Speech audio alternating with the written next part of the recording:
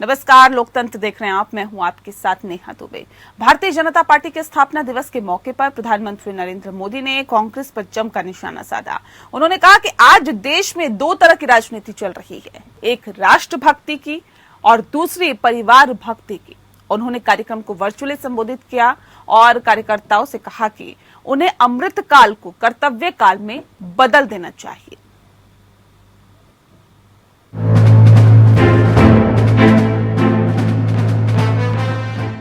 Bharatiya Janata party अपना 42वां स्थापना दिवस मना रही है। इस मौके पर आयोजित कार्यक्रम को वर्चुअली संबोधित करते हुए प्रधानमंत्री नरेंद्र मोदी ने भारतीय जनता पार्टी की उपलब्धियों का बखान किया। उन्होंने कहा कि 3 दशक के बाद पहली बार राज्यसभा में किसी राजनीतिक दल के सदस्यों की संख्या 100 के पार पहुंची है। उन्होंने कहा कि आजादी के 75 साल को हम अमृतकाल के रूप में मना रहे हैं, वहीं कार्यकर्ताओं के लिए ये कर्तव्य काल है।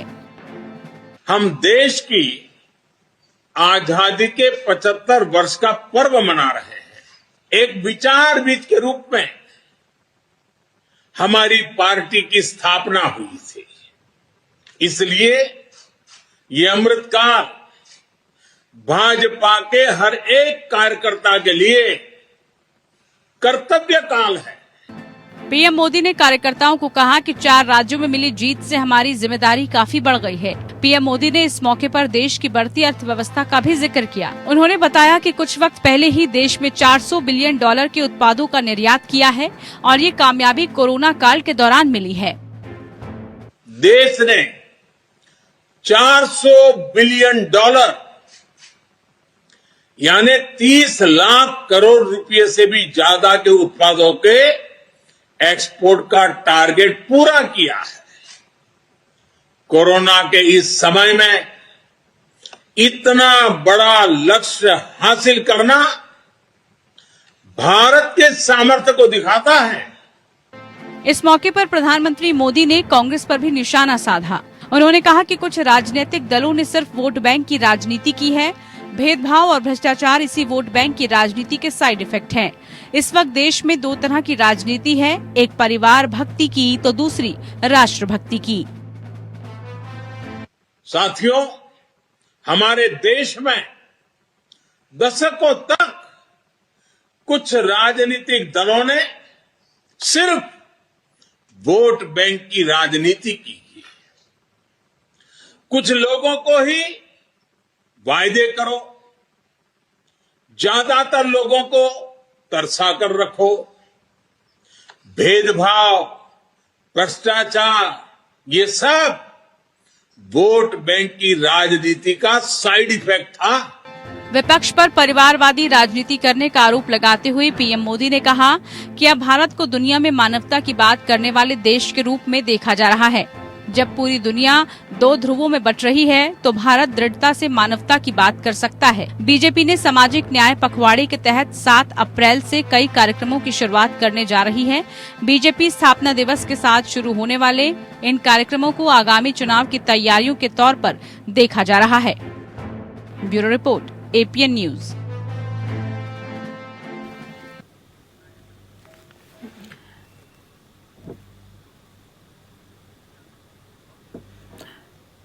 तो भारतीय जनता पार्टी के स्थापना दिवस के मौके पर प्रधानमंत्री नरेंद्र मोदी ने कांग्रेस पर जमकर निशाना साधा। उन्होंने कहा कि देश में 2 तरह की राजनीति हो रही है, एक राष्ट्रभक्ति की और दूसरी परिवारवाद की राजनीति। इसी पर हम आज तफसील से चर्चा करेंगे। खास मेहमान हमारे साथ मौजूद है, उनसे आपका परिचय करा देते हैं।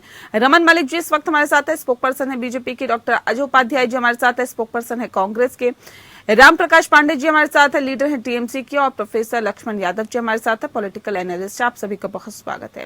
सबसे पहला सवाल मेरा रमन मलिक जी आपसे ही है। रमन मलिक जी, इन 42 सालों में भारतीय जनता पार्टी को कहां से कहां तक आप देखते हैं, और ये जो कार्यकाल रहा, ये जो वर्ष रहे 42 साल के, कितना स्ट्रगल इसमें भारतीय जनता पार्टी को करना पड़ा? दूसरा सवाल ये है सर कि परिवारवाद के परिवार भक्ति और राष्ट्र भक्ति क्यों बार बार इसका जिक्र किया जाता है? आज फिर प्रधानमंत्री ने इसी बात का जिक्र किया। धन्यवाद। और आपके चैनल के माध्यम से समस्त भारत और भारत से बाहर जो लोग भारतीय जनता पार्टी के समर्थक हैं और भाजपा के शुभचिंतक हैं, भाजपा के कार्यकर्ता हैं, उन सभी देवतुल्य कार्यकर्ताओं को और समर्थकों को मेरा कोटि कोटि वंदन। और ये आपका अभिनंदन है जिसकी वजह से आज आपका संगठन यहाँ है और दुनिया का सबसे बड़ा संगठन। देखिए, आपने पूछा ये यात्रा, इस यात्रा का मैं आपको कुछ बिंदु देता हूं जिससे आपको पता लगेगा। 1981 में हमारे पास 148 विधायक थे। 2022 में हम 1296 विधायकों का दल, 1,82,00,000 वोट हमको मिले थे शुरू में। हम 22,96,00,000 वोटों का एक सर्टिफिकेट लेके भारत की सेवा में लगे हैं। हम पर तंज कसा जाता था, हम दो हमारे तो 302 की संख्या पे थे हैं। ये हमारा एक जर्नी है, ये हमारी एक यात्रा। इस देश को गैर कांग्रेसी स्थायी सरकार देने वाले एकमात्र दल है और ये भी इस यात्रा का हिस्सा है कि इस दल के ऊपर, इस संगठन के ऊपर किसी एक परिवार का आधिपत्य नहीं रहा। इसमें कभी भी ये नहीं रहा कि आप ये बता सकें कि ये आज वर्तमान में ये व्यक्ति, ये कार्यकर्ता, ये परिवार का व्यक्ति अध्यक्ष है, अगला अध्यक्ष ये हो सकता है। आप शुरू से लेकर अभी तक देखें, चाहे माननीय नहीं तो ये किसके लिए था सर? अगर प्रधानमंत्री नरेंद्र मोदी ने कहा कि एक तरफ परिवार भक्ति की राजनीति हो रही है तो दूसरी तरफ राष्ट्र भक्ति की राजनीति हो रही है, ये किसके लिए कहा उन्होंने? उन दलों के लिए, उस विचारधारा के लिए जो ये साबित करती है कि राजनीति में होने का मतलब दलों के नेताओं के दल। सॉरी, अब जितने दल हैं, चाहे आप पुरानी कांग्रेस देख लें तो वो गांधी परिवार का दल है। नहीं, ये आप कौन सी कैटेगरी में आते हैं सर? राष्ट्रभक्ति की? मैं वही बता रहा हूँ ना। हाँ, बताइए ना सर। जी, एसपी को देखेंगे वो यादव परिवार का दल, आरजेडी को देख लीजिए, आरएलडी को देख लीजिए, वामपंथियों को छोड़ के किसी को भी देख लीजिए, यहां तक कि जो सत्ता परिवर्तन करने आए थे, जो ये बोलते थे कि हम ऑल्टरनेटिव हैं पॉजिटिव पॉलिटिक्स का, उन्होंने भी करा ये कि अरविंद केजरीवाल के बिना अलावा बाकी सारे नेता जो संस्थापक सदस्य थे सबको गेट दिखा के बाहर कर दिया। एको अहम द्वितीय न कोई। तो ये परिवारवाद होता है। नहीं तो ये कैसे तय हो कि आप ही राष्ट्रभक्ति करते हैं, बाकी कोई दल राष्ट्रभक्ति नहीं करता? नहीं, राष्ट्रभक्ति के बाद क्या है वो भी बता दूं। एक पार्टी है वो 25 साल से एक प्रोडक्ट बेचने की कोशिश कर रही है। अब अलबत्ता हालत ये है, ना वो प्रोडक्ट बिकने लायक है, ना उसको बेचने वाले उसको बेच पाते हैं। तो ये तो एक वर्तमान स्थिति है। और जहां तक आप बोलते थे राष्ट्रनीति और राजनीति का, आपकी तरफ ब्रांडिंग नहीं होती होगी ना सर? मैं बताता हूं का वजह ये है कि अगर हम जब आप सत्ता की बात छोड़, जब हम विपक्ष में, हमने ये हमेशा ध्यान रखा कि राष्ट्र हित के लिए अगर हमको सत्ता दल का विरोध करने के लिए वो समय, जिस समय उन्होंने वो चीज करी हो, उसको रोकना भी पड़े और बाद में करना होगा, हम बाद में करेंगे, लेकिन राष्ट्र हित के लिए कभी भी राष्ट्र को छोटा करके अपनी राजनीति ऊपर नहीं करी। तो राष्ट्र को छोटा करके किसने राजनीति की सर?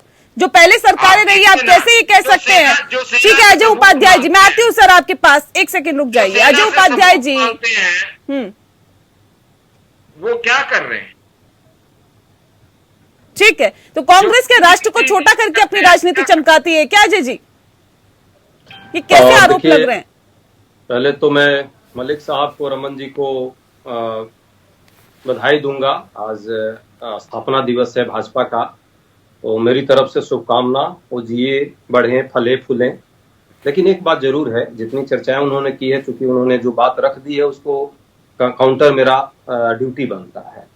जिस तरह से उन्होंने कहा कि नेचुरल है, भाजपा बढ़ी, भाजपा 2 से आज इतनी बड़ी संख्या में आई है, लेकिन हमारे दो के नारे, जैसा कि उन्होंने कहा, वो खत्म आज भी नहीं हुआ है। वो नारे अभी भी जारी हैं। 2 मित्र हैं, अमीरों का साथ, अमीरों का विकास। ये सबने देखा है कैसी असलियत है। असलियत यही है कि जितनी भाजपा जिस गति से बढ़ी है, उसी गति से इस देश में 84% लोगों की आमदनी कम हुई है। उसी गति से 23 करोड़ लोग गरीबी रेखा के नीचे चले गए हैं। एक मित्र इनके जो उद्योगपति हैं, उनकी दौलत देखते देखते 1000 बिलियन डॉलर हो गई। 100 अमीर को इन्होंने पैदा किया, जिनका आय जो है 97 लाख करोड़ है।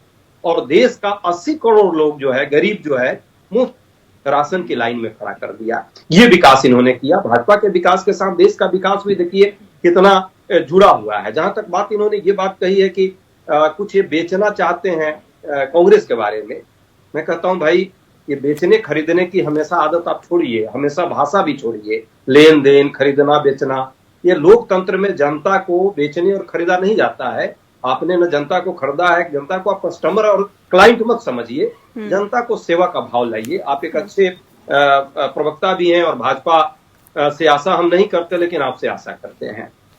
असलियत है, मुंह में राम बगल में छुरी। यही है भाजपा की सही दृष्टिकोण और सही इनकी सोच का केंद्र है। जिस तरह से महंगाई बढ़ रही है, बेरोजगारी कमर तोड़ हो गई है, लोगों का जीवन स्तर खत्म हुआ है, खुशहाली के रैंक में भारत विश्व में कितना नीचे है सबने देखा है। जिस तरह से सर ऐसा लगता है ये भारतीय जनता पार्टी की तरफ से, अजय जी ये विकास हुआ है भाजपा का। एक सेकंड, और भारतीय जनता पार्टी की तरफ से बार बार परिवार भक्ति, परिवारवाद, राहुल गांधी, प्रियंका गांधी, सोनिया गांधी, क्यों इन्हें टारगेट किया जाता है? सर, आज स्थापना दिवस के मौके पर हमने भारतीय जनता पार्टी को कहां से कहां पहुंचाया, जनता का कितना प्यार मिला, सहयोग मिला, इसको छोड़ के परिवारवाद और राष्ट्रवाद की बात की गई, क्यों? देखिए नेहा जी, ये मैं जानता हूं भाजपा की ये मजबूरी है। भाजपा के जो नेतृत्व आज करने वाले लोग हैं, उनकी ये मजबूरी है, क्योंकि उनमें वैचारिक शून्यता आ गई है। पहले भाजपा जो अटल जी की भाजपा थी, या आरएसएस जो पहले बैकअप करता था, वो कुछ कम से कम वैचारिक चीजें रखता था। और ये पहला बार ऐसा हुआ होगा, ये भी एक अपने आप में मोदी जी के राज्य में पहला हुआ होगा, जब स्थापना दिवस पर एक उस पार्टी को आप कोस रहे हैं, जबकि शासन आपके हाथ में 8 साल से है, क्योंकि आप फेलियर हो रहे हैं। तो आप ये पता है कि आपको परिवारवाद से कोई दिक्कत नहीं है, क्योंकि सारे राज्यों में आप परिवारवाद को ही बढ़ा रहे हैं। आपके अंदर में अधिकतर लोग परिवारवाद के वो हैं। आपको एक परिवार से प्रॉब्लम है, गांधी परिवार से प्रॉब्लम है। ये सच्चाई हम लोग जानते हैं। क्यों प्रॉब्लम है? क्योंकि मुखबिर परिवार बनाम शहीद परिवार की लड़ाई है। आरएसएस जिसको ये अपना एक परिवार मानते हैं, उनका क्या इतिहास रहा है मुखबिरी का, और गांधी परिवार का क्या इतिहास रहा है शहीदी का। 2 प्रधानमंत्री आतंकवादी घटनाओं के शिकार हुए, सबको पता है। ठीक है। उस परिवार आज महंगाई बेरोजगारी के मुद्दों पर भाजपा से अकेला लड़ रही है। ठीक है सर, ठीक है। तो इसलिए इनको उस परिवार से ठीक है, तो होना जायज है और इनको करना चाहिए। एक विपक्षी पार्टी होने के कारण इनको करना चाहिए, इस पर हमको कोई आपत्ति नहीं है। ये जितना चिल्लाएंगे, जितना प्रहार करेंगे उस परिवार पर जिसने अपने परिवार के सदस्यों की जान की बाजी दी है, उतना ही इनका पोल खुलेगा, जो इन्होंने कभी खून का एक कतरा नहीं बहाया और अंग्रेजों की गुलामी की, अंग्रेजों की दलाली की और हिंदू मुस्लिम का नफरत फैला करके देश को बांटने का काम किया। ठीक है पांडे जी, रमन जी का भी कहना और साथ ही साथ देश के प्रधानमंत्री भी कहते हैं कि हम तो राष्ट्र भक्ति करते हैं और आप लोग परिवार भक्ति करते हैं। मतलब राष्ट्र भक्ति करती है तो भारतीय जनता पार्टी करती है, उसके अलावा और कोई नहीं। चलिए, सबसे पहले तो हमारे मित्र, भाजपा के मित्र को स्थापना दिन की ढेर सारी बधाइयां। हाँ, मेरे मित्र जो बोले, तो उन्हें मैं एक चीज दिखाने जा रहा कि भारतवर्ष की जीडीपी गिर गई है, ये राष्ट्रभक्ति है। 2 लाख नौकरियां, 2 करोड़ नौकरियां देने के लिए बोले थे और बेरोजगार बढ़ते जा रहे हैं, ये राष्ट्रभक्ति है। पेट्रोल डीजल के बार बार मनमोहन सिंह को जिसके लिए कोसते थे, आज पेट्रोल डीजल और रसोई गैस आसमान को छुआ है, ये राष्ट्रभक्ति है। गंगा को साफ करने आए थे, गंगा में कोरोना के समय लाशें बही, ये राष्ट्रभक्ति है, ये भाजपा की राष्ट्रभक्ति है। ठीक है। शब्दों के जाल में फंसा के लोगों को अगर बेवकूफ बना सकता है तो वो एक ही दल है भारतवर्ष में, वो है भाजपा। आप मेरे को बड़ी दुख के साथ कहना पड़ रहा है कि हमने सुना था इतिहास में कि पाकिस्तान अपनी राजनीति कश्मीर में आतंकवाद फैला के करता था। हाँ। आज भारतवर्ष का ये गतिविधि आ गई है कि पाकिस्तान का नाम लेकर राजनीति करे। दुर्भाग्य है कि भारत जैसे इतने बड़े देश को इस दिन को देखना पड़ रहा है। ये राष्ट्रभक्ति ठीक है। ऐसी राष्ट्रभक्ति करते हैं क्या रमन जी आप? भारतीय जनता पार्टी ऐसी राष्ट्रभक्ति करती है क्या?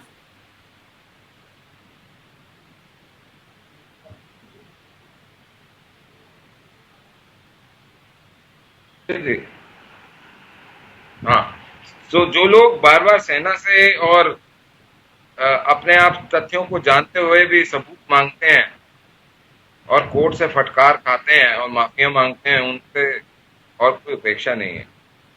लेकिन मैं इतनी चीज बता दूं तो अभी भूले गए, ये जिन दो की बात कर रहे थे ना, ये 2014 के बाद में, उससे पहले इन दो का कोई अस्तित्व नहीं था। ये जो प्रधानमंत्री से बात करने एक सज्जन गया था, इन दो में से उनका पिता, कि आपकी माता जी का कुछ पड़ा हुआ है, वो क्या करना है, वो एक अलग विषय है, उसके ऊपर बाद में चर्चा करेंगे।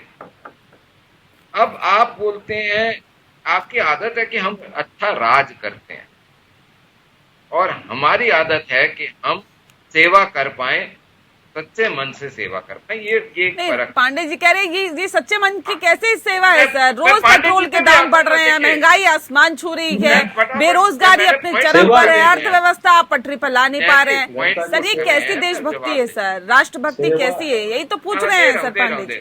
देश के लिए खून हैप्पीनेस इंडेक्स की जहां तक बात करते हैं, वो हैप्पीनेस के नाम पर खून चूसना, श्रीलंका का उदाहरण देते थे युवराज भी देते थे, माँ मानुस वाली बहन भी देती थी, सब कुछ देते थे। आज वहां क्या हालत है? हैप्पीनेस का धुन ना बजाओगे जब देश की हालत हो जाएंगे। उसके बाद आप बोलते नेशन फर्स्ट क्यों बोलते हो, राष्ट्रवाद क्यों करते हो? हम राष्ट्रवाद इसलिए करते कि हमारा मूल सिद्धांत है नेशन फर्स्ट, पार्टी सेकेंड और सेल्फ। पहले राष्ट्र, फिर दल और सबसे आखिरी में मैं खुद। यहाँ पे बात होती है कि मैं, myself, my brother, my sister, my known, my और यही माई में मैं।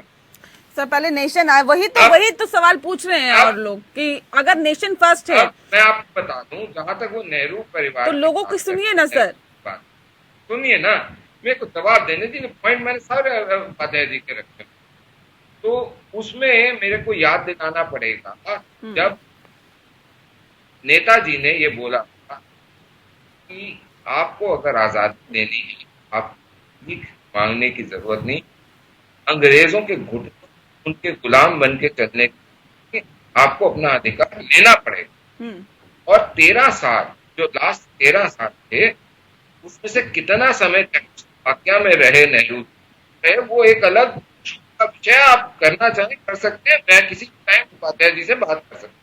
और जहां तक टीएमसी के हमारे मित्र है, मैं उनसे एक ही चीज पूछना चाहूंगा कि जिसको सिंडिकेट से समय ना, जिसको नरसंहार से समय ना मिले, जिसको अपनी प्रजा के ऊपर बम फटवाने से समय ना मिले, वो हमारे से क्या तर्क करें?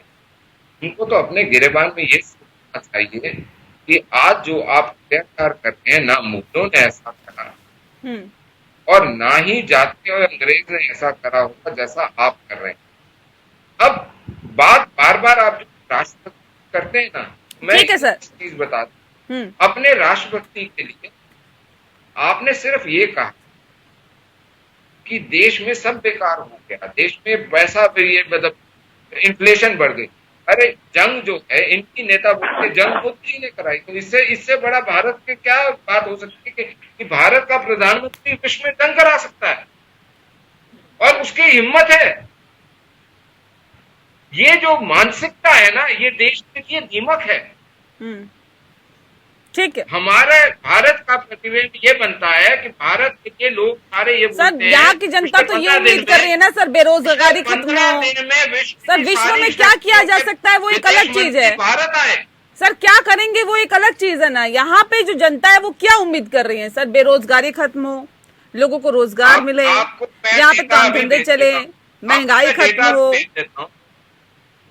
वो डेटा ये है, जो गैसोलीन $2.16 का बिक रहा था, वो आज $7.32 यूएस में डिटेल में प्राइस में बिक रहा है। मेरे को ये बता दीजिए कि जो पिछले एक साल में ऑलमोस्ट डबल की तरफ पहुंच गया, तो भारत में कितने प्रतिशत बढ़ गया पिछले एक साल में?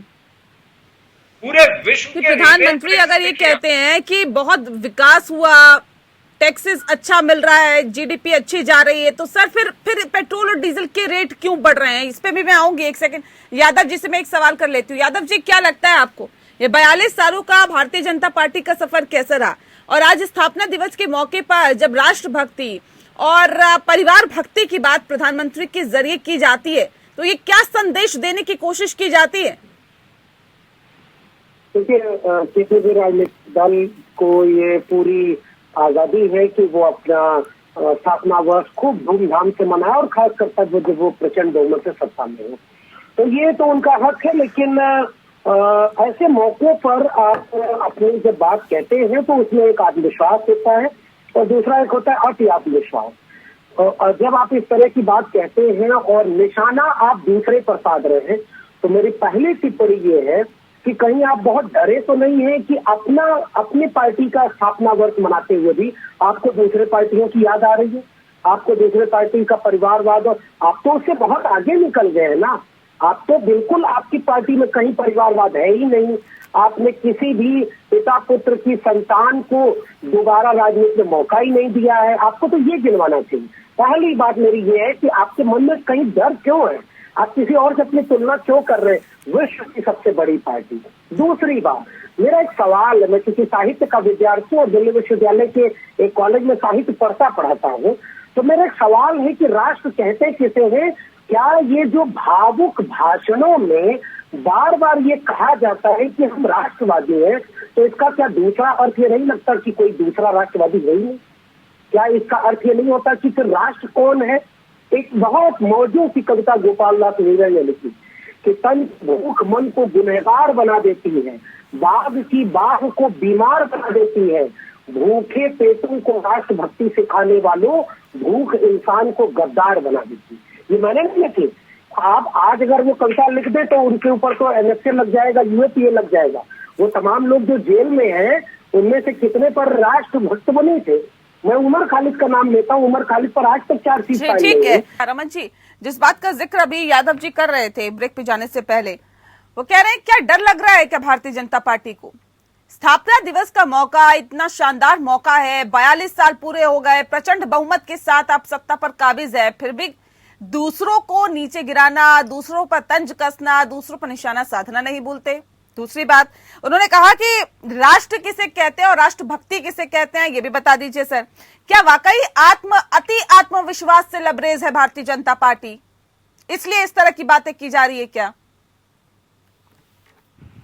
चलिए, तीनों चीजों का जवाब दे देता हूँ। सबसे पहले तो एक चीज मैं बता दूं, एक बहुत सुंदर सी बात यह है कि एक जमाने में अगर हिंदूवादी फासिस्ट बोला जाता था अटल जी, उसके बाद जब वानी सामने आए तो बोला नहीं, अटल जी तो मुखौटा हैं। उसके बाद जब मोदी जी का आगमन हुआ तो बोला अडवाणी जी मुखौटा रह गए, अडवाणी जी बिल्कुल शांत थे, अडवाणी जी बेहतर थे। कल मोदी जी के बाद कोई और आएगा तो बोलेंगे मोदी जी अच्छे थे। तो ये जो डर है ना, ये इनका डर है। दूसरी चीज, आप बोलते हैं राष्ट्रवाद क्या है?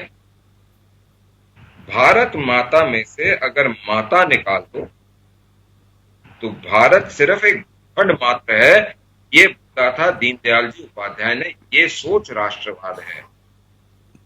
ये हमारा देश जो है जियो पॉलिटिकल स्टेट कभी नहीं था, it was always a cultural nation, एक सांस्कृतिक राष्ट्रवाद भारत में हमेशा रहा।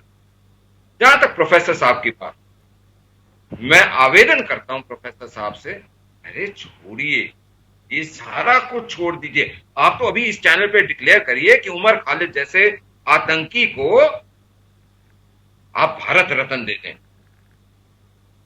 लाल सलाम जिंदाबाद। ठीक है यादव जी। जी, मेरा कहना यह है कि क्या बीजेपी ये दावा करती है कि उमर खालिद के आतंकवादी होने के सबूत मिल गए हैं, और अगर मिल गए हैं तो सजा सुनाए? क्या प्रोफेसर हैमी बाबू जो दिल्ली विश्वविद्यालय में मेरे कलीग हैं, वो आज जेल में बंद है, प्रोफेसर आनंद से बड़े जेल में बंद है, वो लोग क्या आतंकवादी हैं? ये हास्यास्पद है। मुझे लगता है कि इतनी बड़ी पार्टी को इतनी देर नहीं करनी चाहिए। भारत के टुकड़े होंगे तो नारा लगाने वाला कौन जेल में है? ये ऐसा तो नहीं कि किसी को। हाँ जी बताएं।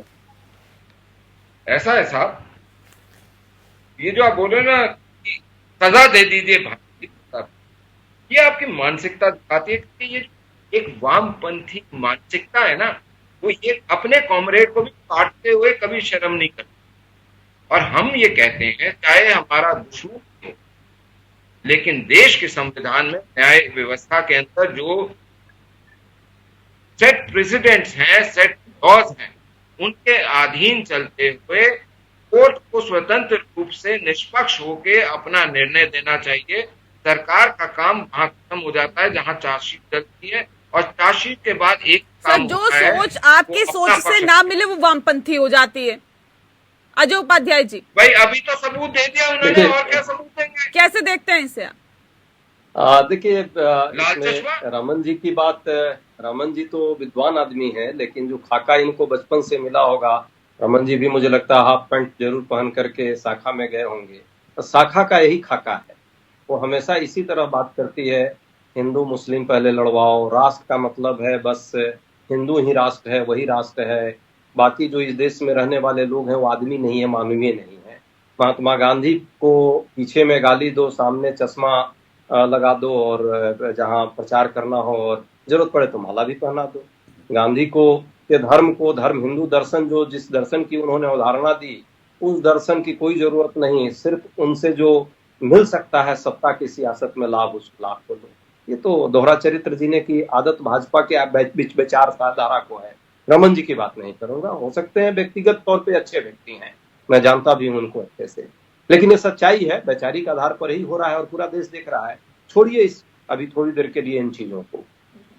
मोदी जी को बताना चाहिए था जब वो भाषण दे रहे थे, भाषण बड़े लच्छेदार देते हैं और अच्छा भाषण देते हैं, मैं भी उनके भाषण का बड़ा प्रशंसक हूँ। जब झूठ बोलते हैं तो वो भी बड़े ईमानदारी से और बड़े प्यार से बोलते हैं, और उनके झूठ को भी सुन करके लोग कई बार सच मान लेते हैं। उनको झूठ बोलना चाहिए कि देश में कोई बेरोजगारी नहीं है, कोई गरीबी नहीं है, कोई महंगाई नहीं है, सब खत्म हो गया है, सबका साथ सबका विकास, अब तो कुछ बचा ही नहीं है।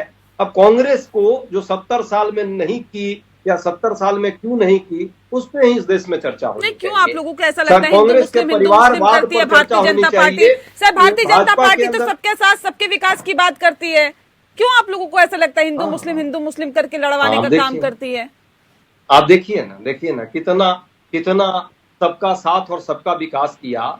अपने कुछ दो मित्रों को छोड़ दीजिए तो देश में अभी बताया मैंने डाटा कि किस तरह लगभग 23 करोड़ लोग गरीबी रेखा के नीचे आ गए, 80 करोड़ लोग राशन के लाइन में लग गए, 12 करोड़ 20 लाख लोगों की नौकरी चली गई। हाल ही में सर एक डाटा आया, वो कह रहा है कि कोरोना काल में अगर प्रधानमंत्री की योजना बेहतर तरीके से नहीं चल रही होती राशन देने वाली, तो गरीबी रेखा और ज्यादा गरीबी रेखा के नीचे लोग चले जाते। हाँ, बहुत अच्छा आपने प्रश्न किया है नेहा जी।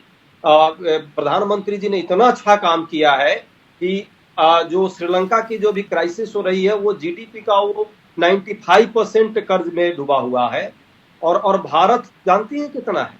ये पिछले 8 सालों के अंदर का ये कारनामा है जिस पर पर्दा डाल करके परिवार पर प्रश्न करना इनका काम है। 83% जीडीपी का आज कर्ज में भारत डूबा हुआ है। अंतर आप देख लीजिए और दौड़ भी देख लीजिए। अपने ही सचिवों से बैठकर लेकिन मीटिंग ये तो कराकर कहते हैं कि इसी उन हालात में राज्यों पर देखे गए कसने थे, लगाते हैं। आप लोग गलत हालात में, खराब हालात में देश को सौंप के गए थे, इन्होंने तो बहुत बेहतर कर दिया। जब जिस हालात में हम गए थे उस समय एक्साइज ड्यूटी 3 रुपए 48 पैसे 47 पैसे लेते थे डीजल पर, और डीजल 57 रुपए देते थे, जब अंतर्राष्ट्रीय मार्केट में $108 प्रति बैरल का रेट था। आज भी उतना नहीं है, आज का हिसाब शायद देखेंगे तो। और पेट्रोल जो है हम मात्र 71 रुपए में देते थे। यदि उस हालात को लौटा देती है सरकार तो आम आदमी को, हमको और आपको 71 और 57 रुपए में आज मिलता, जबकि बीच में तो बहुत सारे मार्केट में कम रहे हैं। महंगाई का आलम ये नहीं होता कि 200 रुपए में तेल खाने का खरीदना पड़ता, 1000 से पार पकाने का तेल लेना पड़ता। हालत ये नहीं होता कि लोग जो है 8 किलो चावल और 5 किलो चावल पर निर्भर हो जाते सदैव के लिए। ये हालत है, और ये भी हालत नहीं होता 1,000 करोड़ रुपए जो है इनके मित्रों के पास हो जाती, प्रतिरोज 1,000 करोड़ रुपए की। क्या वाकई लोगों के जेब से पैसा निकालना ही राष्ट्रभक्ति है क्या, जिस राष्ट्रभक्ति का जिक्र भारतीय जनता पार्टी की तरफ से किया जाता है? जी, भाजपा की इसी तरह से बेइज्जती है, क्योंकि ये अपनी चीजें ने वो भूल गई हैं। क्योंकि जब हमारे देश के प्रधानमंत्री जब खुद मुख्यमंत्री थे तो गोधरा में जो दंगा हुआ था वो भूल गए हैं, मैं याद दिला रहा हूं उनको। उसके बाद इनका गोडसे की राष्ट्रभक्ति इनको राष्ट्रभक्ति नजर आती है, और गांधी की राष्ट्रभक्ति नजर नहीं आती। इस मानसिकता के ही लोग हैं। लोगों को एक लुभाना बात बोल के, और मेरे अजय भाई ने जरूर ठीक बोला कि प्रधानमंत्री जी अपनी भाषण देने में एक कलात्मक गुण है उनके पास। इतनी कला के साथ बोलते हैं कि लोगों को बुर्बक पर बेवकूफ बनाए जा रहे हैं, और साथ में कहे जा रहे हैं कि हम तो कर रहे हैं भाई सबका साथ सबका विकास। और देश की हालत दिन पर दिन बद से बदतर होती जा रही है, किंतु नजर नहीं आ रहा है, और नजर आएगा भी कैसे। सीधी बात आपको बोलता है कि एक घर मैं एक उपमा दे रहा हूं आपको। नहीं, अगर कुछ काम नहीं कर रही भारतीय जनता पार्टी, सर क्यों जनता चुने जा रही है उसे, मुझे समझ नहीं आ रहा। आप कहते हैं भारतीय जनता पार्टी सिर्फ बात करती है, ब्रांडिंग करती है, ऐसे बोलते हैं प्रधानमंत्री के लोग उनकी बातों पर विश्वास कर लेते हैं, लेकिन जब तक धरातल पर काम नहीं किया जाता है तब तक क्या जनता वोट देती है? नहीं देती है। तो फिर जनता क्यों वोट दे रही है सर? जनता वोट क्या देख रही है, वो यूपी के इलेक्शन ही पता चला कि जिस तरह से सपा और आगे बढ़ रहा है अपनी पोजीशन में, इनकी सीटें गिरी हैं। आप तो सरकार बनवाने का दावा कर रहे थे ना, नहीं बन पाई। और उसकी वहां तो हमने शुरू में बोल दिया था जीत इनकी मैसेनरी की जीत थी, इनकी जीत नहीं थी, क्योंकि जो परसेंटेज आया वोट का हम तो देख रहे हैं। तो फिर कैसे जीत हो गई? तो जीत कैसे हो गई? मशीनों को मैनिपुलेट करके किया है। आप बताइए मेरे को, देश में कौन सा चीज ये जो वादा करके आए, एक ही वादा अगर खरा उतरा हो तो हम मान जाए। एक भी जो बोले थे अच्छे दिन के नाम पे आए थे, लोगों को त्राइमाम कर रहे हैं। अरे लोग क्या इतने बेवकूफ हैं? आप क्या कहते हैं? मैंने आप जिस तरह अच्छे दिन की बात तो 2014 में की थी ना सर, क्या इतना बेवकूफ है? 2014 में की थी, फिर 2019 में भी आ गए। अच्छे दिन की बात तो 2014 में की थी इन्होंने। अरे 14 में किए थे ना, तो जो बार बार चूड़ियां भेजा जाता था, आज वो रसोई गैस का कीमत कितना है? लोगों को इसमें मतलब इतना है कि रसोई गैस की दिन की 1000 से ऊपर चले जाएगी तो भी वोट इनको देंगे। मैं तो नहीं मानता कि भारतवर्ष के आदमी इतने बेवकूफ है। मैं मानने के लिए कतई राजी। जिन्होंने वोट दिया आप उनको बेवकूफ बोल रहे हैं। आप भारत की जनता को 30 करोड़ लोगों ने, जिन्होंने इन 5 राज्यों के चुनाव में वोट डाले, अरे उन्होंने वोट दिया नहीं है तो बेवकूफ कैसे बोल रहा हूं उनको? उन्होंने वोट दिया नहीं है, आपने तो। लेकिन चलिए मैं आपको एक छोटा सा आंकड़ा बता दूं। आई है, अरे पांडे सामने आई है, बात तो सामने आई है। बनारस में तो आपने डीएम को निलंबित किया, किस लिए किया? बात तो सामने आई है, किंतु हाँ, पर्दा डालने में आपको कोई माइल नहीं है। भारतीय जनता पार्टी एक ऐसा दल है कि हर चीज को लिखा पढ़ी करके और एक ही माला जपे जा रहे हैं, जपे जा रहे हैं परिवारवाद। अरे परिवारवाद का माला कब तक जपेंगे? लोग इतने नहीं, आपके ये परिवारवाद बात की बात सुनेंगे आप। इनको सुनने में दिक्कत होगी, और चाइना के साथ करार करने वालों को शायद ये आंकड़ा पता नहीं ध्यान में हो या ना हो, लेकिन जो साउथ चाइना मार्केट एक मॉर्निंग पोस्ट है, एक अखबार प्रसिद्ध वहां का है चाइना का, उसका मैं आपको बता रहा हूं। उन्होंने ये कोट करा है कि 2019 के अंदर 246.5% was overall debt of the GDP China. और आज ये 2021 का जो आंकड़ा है 19 का आया, 20 का जो आंकड़ा आया था तो फाइनल फिगर आया 70% आया। लेकिन जब बात विकास की तो आप चाइना चाइना चाइना चाइना करते। अगर हमारे अंदर करने की लोन तभी कोई लोन देगा ना। अब मैं आपको बाकी बात नहीं, वो तो कह रहे हैं कि वोट नहीं मिलता है, सब ये आप मैनिपुलेट कर देते हैं। अरे सुनिए ना नया जी, अभी जवाब आता है तो फिर आपको थोड़ा सा ना सुनना चाहिए। अब बात क्या है कि जब राजनीति में है मैं मेरे भाजपा के मित्र से ये पूछना चाहता हूँ कि खाली गांधी गांधी गांधी, अरे गांधी छोड़ तो और कोई मुद्दा नहीं है क्या? अरे एक गांधी गांधी गांधी मुद्दा छोड़ के कुछ नहीं है क्या देश में? और कोई समस्या नहीं है, गांधी समस्या आएगी और भयंकर आएगी। रुक हम तो जाइए, पूछना चाह रहे हैं आपके भारतीय जनता पार्टी के पास और मोतीलाल कोई नेहरू मुद्दा जी नहीं ने है, अपना गांधी एक सर्वस्व दे मुद्दा दिया है। कांग्रेस पार्टी। नहीं पता नहीं क्या- नेहरू जी ने टीएमसी पे भी निशाना है इस बार ये पांडे जी।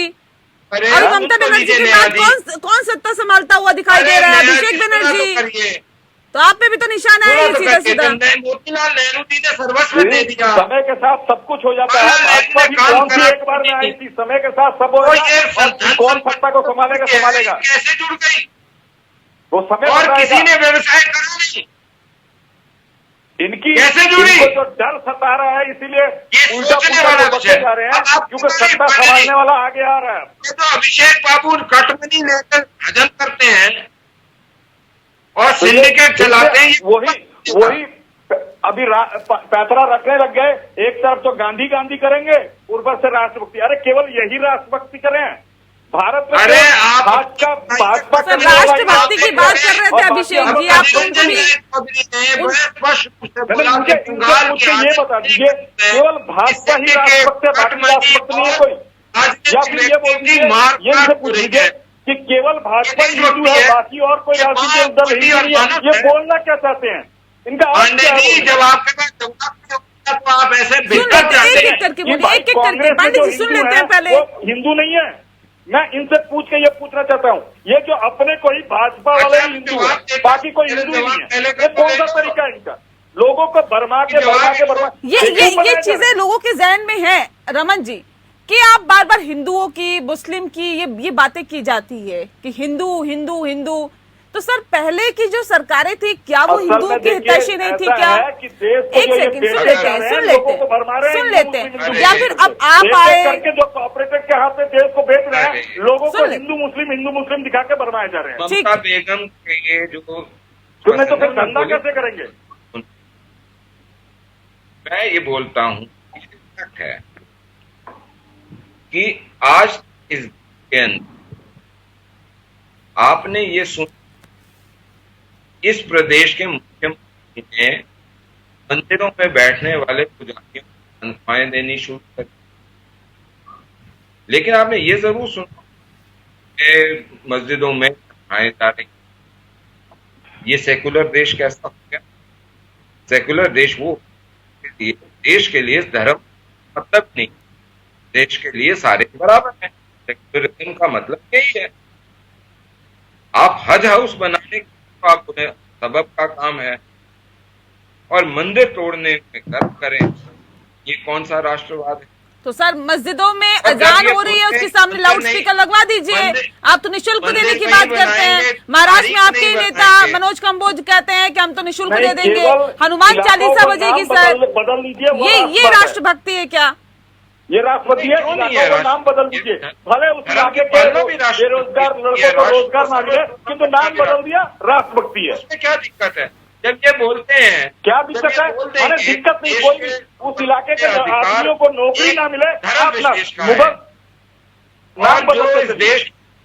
मुझे तो पहले कहीं डर लग रहा है। इससे पहले कभी धर्म विशेष की बात क्यों नहीं होती थी यादव जी? अब ऐसे धर्म विशेष की बात क्यों हो रही है? ठीक है यादव जी, इससे पहले कोई धर्म विशेष की बात तो नहीं होती थी। आज जब बात होती है तो राष्ट्र की तो बाद में होती है, पहले धर्म विशेष की बात होती है। चुनाव से एंड पहले कोई ना कोई ऐसा मुद्दा उठ जाता है जो कि विवादों में रहता है। कर्नाटक से मुद्दा उठा, यूपी चुनाव पर हावी हो गया। अभी महाराष्ट्र में बीएमसी के चुनाव है, उससे पहले ही मुद्दा उठ गया कि जी अजान के जहां अजान होगी उसके सामने लाउड स्पीकर लगा के हम हनुमान चालीसा करेंगे। तो ये जो मुद्दे उठते हैं ये क्या बताते हैं? क्या यही राष्ट्रभक्ति की परिभाषा है? क्या ऐसा ही करना? बिल्कुल। अब ये तो इसका जवाब तो भारतीय जनता पार्टी और उनके प्रवक्ताओं को देना चाहिए कि आपकी नजर में राष्ट्र की परिभाषा क्या है। मैं फिर से अपनी पुरानी टिप्पणी को दोहरा रहा हूँ। अगर आपकी नजर में राष्ट्र की परिभाषा ये है कि इसमें मुसलमान दोयम दर्जे के नागरिक हो, तो आप बार बार उनके धार्मिक प्रतीकों पर, उनको लेकर बनी योजनाओं पर ऐसी टिप्पणी करते हैं जिससे बहुसंख्यक वोट बैंक आपका भी पुष्ट होता है। और ठीक बात है, पहले की पार्टियों ने कोई गलती की होगी, फिर आप उसे सुधारे। आप जब एक तरफ ये नारा देते हैं कि सबका साथ, सबका विकास, सबका विश्वास, सबका प्रयास, तो दूसरी तरफ आप ऐसे एलिमेंट जो अब फ्रिंज नहीं रहे, जो खुले आम सांप्रदायिक ताकतों, अभी राजस्थान में क्या हो रहा है, मस्जिद के सामने से भगवा झंडा लगाते हुए ये नारा लगाना कि टोपी वाले सर झुका के जय श्री राम बोलेंगे, ये क्या इस देश में दिखने रहा लोगों को? ये सारे फ्रिंज एलिमेंट है। और आखिरी टिप्पणी इससे पहले, क्योंकि वक्त बहुत कम मिल पाता है, मैं फिर से ये दोहराता हूँ कि अगर आप अपने मैनिफेस्टो में कही गई बातों को लागू करते, आप एक वाकई बेहतर भारत बनाते, तो आप अपने काम पर चुनाव लड़ते। आप 80-20 का नारा देना, गर्मी शांत करना ये नहीं कहते। और आखिरी टिप्पणी, अगर आप कहते हैं कि राष्ट्र प्रथम, तो राष्ट्र में आदिवासी बस्तर और बकसवा के जंगलों में जो लड़ रहे हैं वो क्या इस राष्ट्र के नागरिक नहीं है? क्या इस देश में जितेंद्र मेघवाल की मूंछ रखने पर हत्या हुई तो वो राष्ट्रभक्त नहीं थे? तो राष्ट्रभक्ति असल में एक लिबास है जिसके भीतर एक सेपरेशन है, जिसमें बहुत थोड़े से लोग जो सत्ता में काबिज है वही लगातार अपनी हेजमनी बनाए रखना चाहते हैं। बाकी कमजोर मेहनत का आवाम तो आज परेशान। सीधा रुख करते हैं अब अजय उपाध्याय जी का। अजय जी, क्या वजह आप इसके पीछे बांधते हैं? देखिए, हिंदू मुस्लिम का जिक्र जब हम करते हैं, राष्ट्रभक्ति, क्योंकि जिस बात का जिक्र बीजेपी लगातार करती है कि जी हम तो राष्ट्रभक्ति करती हैं, लेकिन वो चुनाव से पहले जब मसले उठते हैं तो राष्ट्रभक्ति में सबसे पहले जनता आनी चाहिए, लेकिन जब यहाँ तो मसले उठते हैं, या विकास की बात होनी चाहिए, या तो हिंदू मुस्लिम होता है, तो क्या इसे राष्ट्रभक्ति की परिभाषा कहेंगे, या फिर कहेंगे कि हाँ जी राष्ट्रभक्ति पर या इसी ट्रैक पर भारतीय जनता पार्टी चल रही है, या फिर इसे ये कहेंगे कि हिंदुओं की पार्टी है भारतीय जनता पार्टी? अगर हाँ हिंदुओं की पार्टी है तो सबका साथ, सबका विकास, सबका विश्वास क्या होता है? इसका क्या मतलब है? बहुत ही सामयिक प्रश्न आपने किया है। पहला प्रश्न है कि राष्ट्रभक्ति के नाम पे जो अपनी असफलताओं को छुपाना चाहते हैं, इसलिए मुद्दे को डाइवर्ट करना और तथाकथित राष्ट्रभक्ति का नारा देकर के लोगों को डाइवर्ट कर रहे हैं। हकीकत है कि वर्तमान जो है पूरी देश की जो अर्थव्यवस्था है वो प्रत्यक्ष और अप्रत्यक्ष कर से करदाताओं के द्वारा चलाने की स्थिति में है, और ये लोग जो है जब उसमें फंस रहे हैं और कुछ विकास का काम नहीं हो रहा है, तो ये महंगाई को भी राष्ट्रभक्ति से जोड़ करके दिखाने का प्रयास कर रहे हैं। ये इनकी राष्ट्रभक्ति है कि लोगों के जेब को नोचिए और उसको भी कहिए कि देखिए राष्ट्रभक्ति में आपने कितना खर्च किया। अपने मित्रों का लोन माफ करना है, इसलिए जो है ये लोगों को राष्ट्रभक्ति का नारा दे रहे हैं और महंगाई से लोगों का जेब लुट रहे हैं पेट्रोल डीजल पर। आज भी पेट्रोल डीजल यदि ईमानदारी से जो आज का हालत है, अब इनके मित्रों का लोन माफ इनको न करना हो और पैसे नहीं लोगों का नोचना हो तो 53-54 रुपए में मिल सकता है लोगों को। तो देश के लोग क्या ये मूर्ख हैं? समझते नहीं है। जो नेपाल की बात कर रहे हैं, बांग्लादेश की बात कर रहे हैं, बाकी देशों की बात कर रहे हैं, वहां यदि 50, 60 और 56 रुपए और 67 रुपए में पेट्रोल डीजल मिल सकता है तो भारत में क्यों नहीं मिल सकता है? क्योंकि इनको पूंजीपति मित्रों को राहत देना है और हिंदू मुस्लिम के कहीं ना कहीं पॉइजन भर के नफरत का माहौल पैदा करके, कहीं ना कहीं हिंसा का माहौल पैदा करके ये चाहते हैं कि लोगों को मूल मुद्दों से डाइवर्ट किया जाए। जो मुद्दा है महंगाई का, बेरोजगारी का और शिक्षा और स्वास्थ्य का, उस मुद्दों पर ना तो मीडिया चर्चा कर पा रही है, ना लोग चर्चा कर पाए, इसलिए ये चाहते हैं कि मुद्दे कैसे डाइवर्ट हो। इसलिए कभी कुछ नहीं मिलता तो गांधी परिवार पर आते हैं, कभी ये अपने पर सोचा है, लेकिन बार बार गांधी परिवार की बात की जाती है। लेकिन अब सवाल ये भी है ना कि गांधी परिवार के अलावा कांग्रेस पार्टी क्या सिर्फ गांधी परिवार है, और गांधी परिवार क्या कांग्रेस पार्टी है? ये भी एक सवाल है। क्यों बार बार गांधी परिवार को टारगेट किया जाता है? क्या वाकई अब क्राइसिस आ गई है कि कांग्रेस में कि गांधी परिवार में के अलावा कोई अध्यक्ष के लिए नेता नहीं दिख पा रहा है कांग्रेस पार्टी में, या फिर इस्तीफा देने की पेशकश की जाती है तो इस्तीफा नहीं लिया जाता है। वैसे G23 के नेता सवाल उठाते रहते हैं नेतृत्व पर, राहुल गांधी पर कई बार सवाल उठाए हैं, सोनिया गांधी कई बार मिलने का वक्त नहीं देती हैं। तो सर क्या वजह है कि क्या कांग्रेस में और कोई नेता नहीं है क्या? नेहा जी, बहुत ही अच्छा प्रश्न है। ये एक तरह से पार्टी के लिए व्यक्तिगत आपने प्रश्न किया है और उसका उत्तर भी सामयिक होना चाहिए। सच्चाई ये है कि गांधी परिवार हम लोगों के लिए, कांग्रेस पार्टी के लिए एक यूनाइटिंग फोर्स है। जिस परिवार ने इतना त्याग किया, जिनके परिवार के 2-2 सदस्यों ने जान की बाजी दी है, क्या किसी देश के किसी राजनीतिक पार्टी के किसी भी परिवार से ऐसा हुआ है? नहीं हुआ है। कांग्रेस पार्टी के कार्यकर्ता और नेता तय करेंगे कि उनके पार्टी का अध्यक्ष कौन है। मैं कांग्रेस पार्टी का एक अधिकृत प्रवक्ता होने के नाते ये मेरी जिम्मेवारी है, मैं तय करूंगा। नेहा जी तय नहीं करेंगी, यहाँ बैठे हुए पैनल के लोग तय नहीं करेंगे। ये पार्टी का मामला है और हम मुद्दों पर लड़ाई लड़ रहे हैं। ऐसा हुआ है, ऐसा क्या नहीं हुआ कि गांधी परिवार के अलावा कोई अध्यक्ष रहा हो? हुआ है ना? नहीं नेहा जी, मैं बहुत अच्छा प्रश्न है। मैंने एक उदाहरण के तौर पे कह रहा हूँ, ये पार्टी के लोग तय करेंगे कि ये भाजपा पार्टी के लोगों को तो लेटर लिखना पड़ता है, लेटर लिखना पड़ता है। जो विवाद है, किसी ने पार्टी अध्यक्ष पर प्रश्न चिन्ह आज तक नहीं लगाया। CWC का रिजोल्यूशन देखिए, या बाहर में भी कोई एक स्टेटमेंट बताइए कि सोनिया गांधी से किसी की नाराजगी हो। हाँ, वैचारिक नाराजगी होती है और ये हर पार्टी में 23 नेताओं ने जो खत लिखा था उसमें क्या था? डंडा चलता है जी। 23 नेताओं ने जो खत लिखा था, हाँ, क्या था सर? किसी ने भी सोनिया गांधी जी के नेतृत्व पर प्रश्न नहीं लगाया। CWC की मीटिंग का आप हवाला ले लीजिए और उठा लीजिए। सर ये भी तो कहा गया था कि चुनाव कराइए अध्यक्ष के लिए। हाँ, चुनाव की प्रक्रिया की मांग करना ये राइट है और चुनाव की प्रक्रिया जारी हो गई, शुरू हो गई है। हमारा मेंबरशिप 15 तारीख को खत्म हो रहा है सर। अभी तक तो दूसरी पार्टियों में 4 अध्यक्ष चुन लिए जाते हैं। नहीं मैडम, ये मुझे लगता है कि इसको आपको एक बार वो डिटेल्स देखना चाहिए।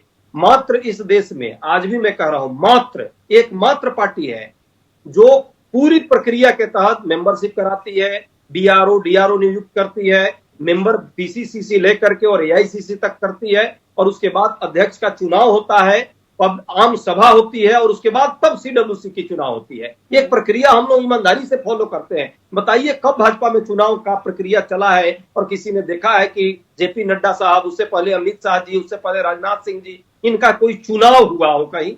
कभी देखा है किसी ने आज तक? ठीक है रमन जी, क्यों आप लोग परिवारवाद चिल्लाते हैं? यहाँ पे तो देखिए कह रहे हैं इतनी लंबी प्रक्रिया के तहत हम लोग अध्यक्ष चुनते हैं। ऐसा थोड़ी है कि यहाँ पे परिवारवाद के नाम पे स्टैंप लग गई है। गांधी परिवार कांग्रेस हो गया, कांग्रेस गांधी परिवार हो गया, फिर आप लोग हमेशा इसी को टारगेट करते हैं।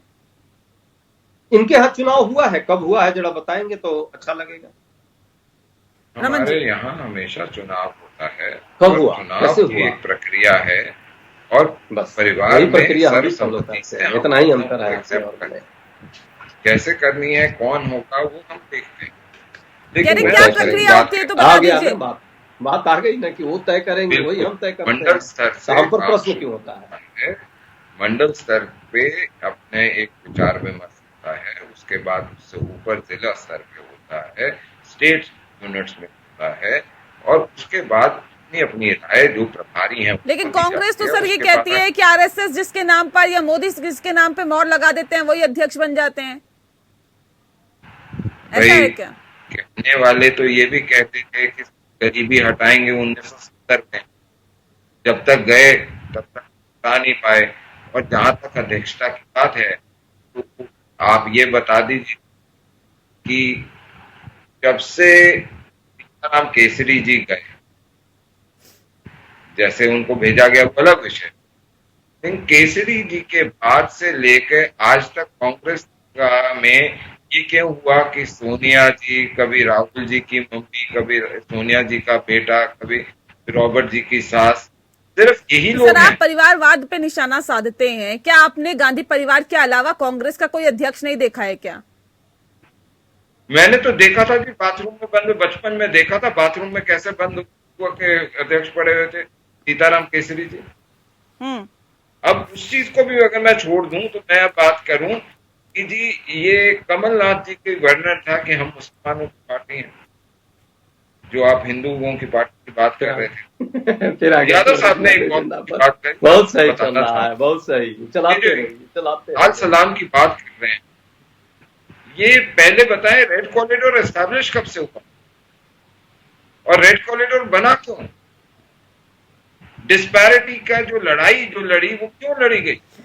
सर मैंने आपसे सवाल कुछ ये पूछा, सारे- आप घूमकर देखिए, अपने मैं एजेंडे पे आ गए। तो मेरे आपको पास जो बोलना पूछे है बिना आपको सवाल वही में बोलना सबका है, जवाब कनेक्ट कर नहीं लेते हैं। आएगा। बहुत अच्छे प्रवक्ता हैं सर आप, लेकिन एक सेकंड रुक जाइए, मैं पांडे जी का रुख कर लेती हूँ। पांडे जी, क्या टीएमसी में ममता बनर्जी के अलावा कोई अध्यक्ष बन सकता है क्या? या फिर अगर भारतीय जनता पार्टी कहती है कि जी परिवारवाद की पार्टी है तो उसे नकारा नहीं जा सकता? देखिए, मैं इनके लिए तो ये भाजपा वालों के लिए एक मेरे को दोहा याद पड़ा कि सर, बुरा जो बन खोजा सक- न मैं देखिए, चला, दोहा बुरा न हुआ मिला तो ठीक खोज। है, जो लेकिन दिल आप मुझे खोजा बताइए अपना, ना, क्या उससे ऐसा बुरा है न क्या? खोज। इनके लिए तो चलो, ये अपने है, से पहचान तो ये है। खोजे फिरे, समझे आप तो तो मुगालते और में अध्यक्ष जीते क्यों जाते ममता हो। बनर्जी के बाद वो दूसरा अध्यक्ष बन सकता है? क्यों नहीं बन सकता है? वो काबिलियत होगा अखिलेश, क्यों ममता नहीं, बनर्जी ने अभिषेक, टीएमसी को जन्म दिया है।